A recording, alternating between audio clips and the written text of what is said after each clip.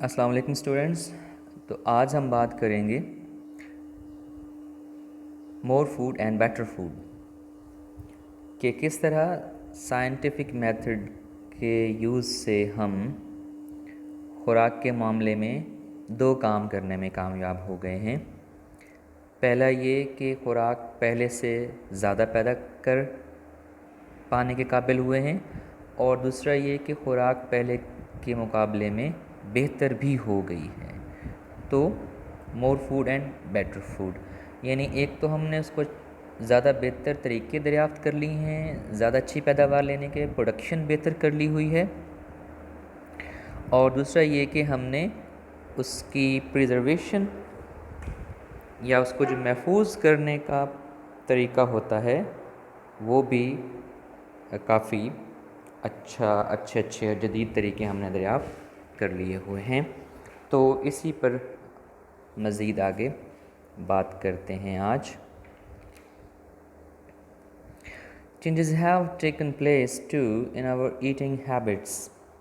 ہماری جو غذائی عادات ہیں، کھانے پینے کی عادات، اس کے اندر بھی تبدیلیاں رونما ہوئی ہیں. Through the use of science we have learned. Science کے استعمال سے ہم یہ بات سیکھ چکے ہیں that it is helpful کہ یہ بہت صحت بخش ہے، wholesome ہے، مفید ہے to eat many kinds of food. مختلف قسم کی خوراک کھانا ہمارے لیے صحت بخش ہے، جسے آپ ایک بیلنس ڈائٹ کہتے ہیں. اس میں سارے اجزاء ضروری شامل ہیں جو آپ کی باڈی کے لیے چاہیے ہوتے ہیں. تو سائنس نے بتایا ہمیں کہ ہر قسم کی خوراک کھانا ہمارے لیے بہتر ہوتا ہے، مختلف قسم کی خوراک. And we have learned how to provide ourselves, اور ہم نے یہ بھی سیکھ لیا ہے کہ ہم نے کیسے فراہم کرنا ہے اپنے آپ کو with a variety of foods throughout the year. پورا سال مختلف قسم کی خوراک اپنے لیے ہم نے کیسے فراہم کرنی ہے، یہ طریقہ بھی ہمیں سائنس نے سکھا دیا ہوا ہے. People who lived a century اگو. اب ہم ذرا پہلے جائزہ لیتے ہیں کہ 100 سال پہلے جو لوگ تھے وہ ان کی ایٹنگ ہیبٹس کیا تھیں، اور ان کی فوڈ پروڈکشن اور فوڈ پریزرویشن کیسے ہوتی تھی. خوراک کو پیدا کرنا اور اس کو محفوظ کرنا کے لیے ان کے پاس کیا کیا طریقے تھے. تو وہ لوگ جو 1 صدی پہلے رہتے تھے probably enjoyed eating as much، شاید وہ بھی کھانے سے اتنا ہی لطف اندوز ہوتے ہوں گے as we do today، جتنا آج ہم ہو رہے ہیں. but they could not have as many different kinds of food، لیکن ان کے پاس اتنی زیادہ مختلف قسم کی غذائیں تو دستیاب نہیں تھیں نا، ان کے پاس موجود نہیں تھی نا. مطلب اب تو ٹرانسپورٹیشن اور پریزرویشن اچھی ہو گئی ہے، خوراک کو محفوظ کر لیا جاتا ہے، اور وہ بڑی جلدی مختلف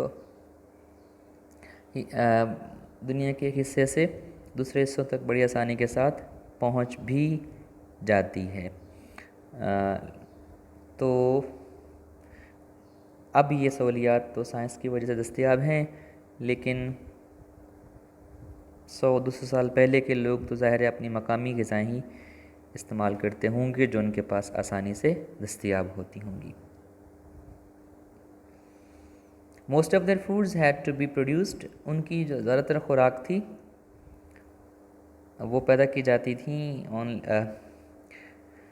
آن دیئر اون فارمز اور ان دیئر اون گارڈنز، اپنے کھیتوں یا باغات سے ہی وہ خوراک حاصل کرتے تھے. تو خود اگاتے تھے، اور وہی جو اس علاقے میں پیدا ہونے والی سبزیاں یا پھل یا چیزیں تھیں وہی وہ استعمال کرتے تھے. کسی دوسرے علاقے کی غذا ظاہر ہے ان تک آسانی سے پہنچ نہیں پاتی تھی.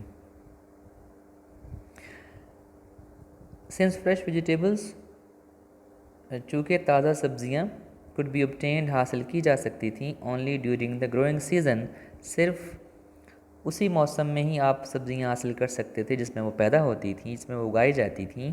People living in cold climates, وہ لوگ جو انتہائی سرد آب و ہوا کے خطوں میں رہتے تھے had none، ان کے پاس کچھ بھی نہیں ہوتا تھا during the winter months، سردیوں کے مہینوں میں، موسم سرما میں ان کے پاس کھانے کے لیے خوراک کی بہت زیادہ قلت ہوتی تھی، چونکہ برف سے ڈھکے رہتے ہیں علاقے مسلسل، تو ان 5-6 مہینوں میں بعض جگہوں پر تو کسی قسم کی کوئی کاشتکاری نہیں ہو سکتی ہے۔ تو پھر سردیوں کے لیے جو خوراک انہیں درکار ہوتی تھی، چاہیے ہوتی تھی، اس کا بندوبست بھی وہ گرمیوں میں ہی کر لیتے تھے۔ وہ کیسے کرتے تھے؟ تھرفٹی ہاؤس وائفس، تھرفٹی سگھڑ قسم کی، محتاط، سمجھدار، کفایت تو یہ سگڑ عورتیں جو تھیں preserved their home grown vegetables, تو وہ محفوظ کر لیتی تھیں پھر اپنے گھر میں اگائی گئی سبزیاں اینڈ فروٹس اور پھل۔ تو گرمیوں میں چونکہ یہ سیزن آف پلنٹی ہوتا ہے،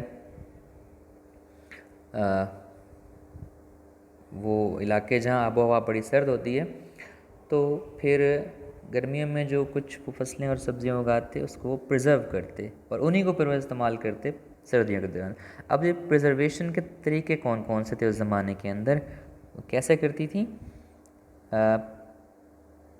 پہلا ہے جی کیننگ، ڈبوں میں بند کر کے۔ تو اب سوال یہاں پہ ہم ڈسکس کرنے جا رہے ہیں کہ 100 سال پہلے کے لوگوں کے لیے خوراک پریزرو کرنے کے میتھڈ کیا کیا تھے ان کے پاس۔ تو کیننگ ڈبوں میں بند کر کے، پکلنگ اچار بنا کے، اور ڈرائنگ دیم یا انہیں خشک کر لیا جاتا تھا for use during the cold weather, تاکہ انہیں سرد موسم میں استعمال کیا جا سکے جب خوراک پیدا نہیں ہو رہی ہے۔ تو آپ سمجھ رہے ہوں گے بنیادی طور پر آج کل تو ہم پکلز یا اچار وغیرہ کو یا مربے وغیرہ جو ہیں ان کو کھانے کے ساتھ ایک محض ٹیسٹ یا اسپائس یا فلیور ایڈ کرنے کے لیے شامل کرتے ہیں، لیکن اس کی ضرورت کیوں پیش آئی؟ چونکہ ایک موسم میں آپ کے پاس پھل اور سبزیاں بہت زیادہ ہیں اور دوسرے موسم میں آپ کے پاس کچھ بھی نہیں ہے، تو وہ آپ اچار یا مربے بنا کے بنیادی طور پر ان کو پرزرو کرتے تھے اس موسم کے لیے جب آپ کے پاس کھانے کے لیے چیزیں نہیں تھیں۔ تو پاسٹ میں 3 یا 4 طریقے زیادہ ہوتے تھے، اس طریقے استعمال کیے جاتے تھے خوراک کو محفوظ کرنے کے لیے، جن میں شامل ہیں کیننگ ڈبوں میں بند کرنا، پکلنگ اچار بنانا، اور ڈرائنگ یا یہ گوشت وغیرہ کو خشک بھی کر لیا جاتا ہے، اور بھی کچھ سبزیاں وغیرہ آپ نے دیکھی ہوں گی ان کو ڈرائی کر لیا جاتا ہے دھوپ میں رکھ کے، اور پھر وہ استعمال کی جا سکتی ہیں جب ڈرائی ہو جاتی ہیں تو۔ میٹس ور پرزروڈ بائی سالٹنگ، اور گوشت کو بھی محفوظ کر لیا جاتا تھا نمک لگا کے، اینڈ ڈرائنگ یا خشک کر کے، اور پھر فریزنگ دیم بھی ان کو فریز بھی کر لیا جاتا تھا when the weather was cold enough. لیکن یہ فریزنگ بالکل ہماری والی فریزنگ نہیں ہے جو ہم مصنوعی طریقے سے اپنے کوئک فریز میتھڈ سے کرتے ہیں، یہ فریزنگ ہے ان علاقوں کے لیے جہاں قدرتی طور پر برف پڑتی تھی اور وہاں اس کے اندر اس کو محفوظ کر لیا جاتا تھا۔ سی فوڈز ور جنرلی اویلیبل، اور سمندر کی جو خوراک ہے غذائیں ہیں، فش ہو گئی، شیل فش وغیرہ، ور جنرلی اویلیبل اونلی along دا کوسٹ۔ اب یہ جو مچھلیاں وغیرہ ہیں چونکہ بڑی جلدی خراب ہو جاتی ہیں، تو یہ پھر صرف کوسٹ ساحلی پٹی جو ہوتی ہے اس کے ساتھ ساتھ ہی دستیاب ہوتی تھیں۔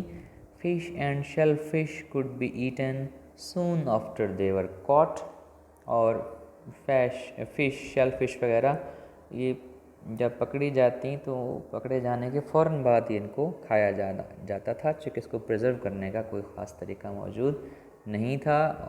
تو ابھی ہم نے دیکھا اس پیراگراف کے اندر کہ کچھ زمانہ پہلے پاسٹ میں، ماضی میں خوراک ایک تو وہی خوراک کھائی جاتی تھی جو آپ کے علاقے میں اگتی تھی اور پیدا ہوتی تھی، دوسری بات یہ کہ خوراک کو محفوظ کرنے کے جو طریقے ہیں وہ تھے کچھ، جس میں زیادہ مشہور ہیں کیننگ، پکلنگ اور ڈرائنگ، اور پھر سی فوڈ کے بارے میں بتایا گیا کہ وہ بھی کوسٹ کے ساتھ ساتھ ساحلی پٹی کے ساتھ ساتھ ہی دستیاب ہوتی تھی۔ اب ہم بات کرتے ہیں کہ سائنٹیفک میتھڈ کے استعمال کے بعد ہماری پروڈکشن اور پریزرویشن میں کتنا فرق پڑا. ریگارڈلیس اس بات سے قطع نظر of where people live today کہ آج کل لوگ کہاں پہ رہتے ہیں, they can obtain some fresh fruits, meats and vegetables throughout the year. تو اب وہ پورا سال جہاں بھی ہیں مچھلیاں, گوشت, پھل اور سبزیاں سب کچھ ان کے پاس آسانی سے دستیاب ہے اور سارا سال وہ حاصل کر سکتے ہیں اس کو. تو بہت سارے پھل اور سبزیاں آپ دیکھتے ہیں کہ وہ سیزن کے نہیں بھی ہوتے لیکن پھر بھی وہ دستیاب ہوتے ہیں. ایک تو پروڈکشن بڑھ چکی ہے, دوسرا پریزرویشن کے اتنے اچھے طریقے آ گئے ہیں کہ اب وہ سارا سال مختلف چیزیں آپ کو دستیاب ہوتی ہیں. By the quick freeze method, جو پہلا میتھڈ آیا ہمارے پاس, وہ تیزی سے بہت تیز رفتاری کے ساتھ چیزوں کو فریز کر دینا. تو اس طریقے سے vegetables, fruits, sea foods and meats of various kinds, اس میں پھل اور سبزیاں اور سمندری غذائیں اور مختلف قسم کی باقی جو گوشت وغیرہ ہیں, کین بی پریزروڈ, ان کو محفوظ کیا جا سکتا ہے, so that they are both nutritious and enjoyable. اور اس کو پریزرو ایسے کیا جاتا ہے کہ اس کے اندر دونوں خوبیاں رہیں, وہ نیوٹریشیس بھی رہے, اس کی غذائی اہمیت,